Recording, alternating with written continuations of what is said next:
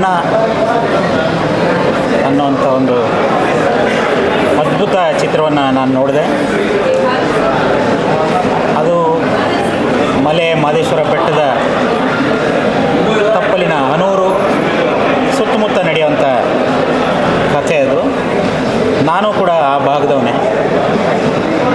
Cinema ನೋಡಿದಾಗ ಎಲ್ಲೋ ಒಂದು ಕಡೆ ನಾನು ನಮ್ಮೂರಿಗೆ ಹೋಗಿ ಬಂದಂಗಾಯ್ತು. ಇಡೀ ಟೀಮು ಆ ಭಾಗದವರು ಅಂತ ಕೇಳ್ಪಟ್ಟೆ.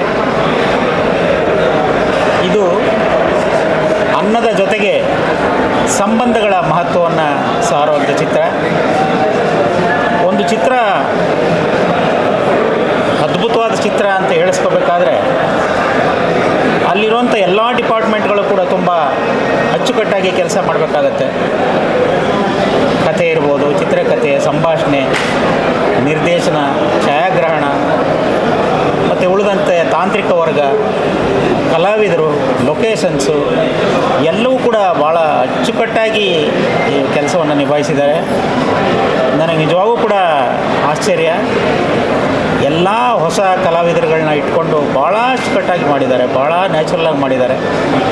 ಈ ಚಿತ್ರದಲ್ಲಿ ಇರುವಂಥ ಎಲ್ಲ ಡಿಪಾರ್ಟ್ಮೆಂಟ್ಗಳಿಗೂ ಕೂಡ 100ಕ್ಕೆ 100 ಮಾರ್ಕ್ ಕೊಡುವಂಥ ಚಿತ್ರ ಇದು. ಭಾಳ ಮನೋಜ್ಞವಾಗಿದೆ. ಪ್ರತಿಯೊಬ್ಬರು ಕೂಡ ನೋಡುವಂಥ ಚಿತ್ರ ಇದು. ಭಾಳ ಅಪರೂಪದ ಕಥಾವಸ್ತು. ನನಗೆ ಭಾಳ ಇಷ್ಟ ಆಗಿದೆ. ತಾವು ಕೂಡ ಈ ಚಿತ್ರವನ್ನು ನೋಡಬೇಕು ಅಂತ ಈ ಮೂಲಕ ಕಳಕಳಿಯಿಂದ ಕೇಳ್ಕೊತೀನಿ. Thank you.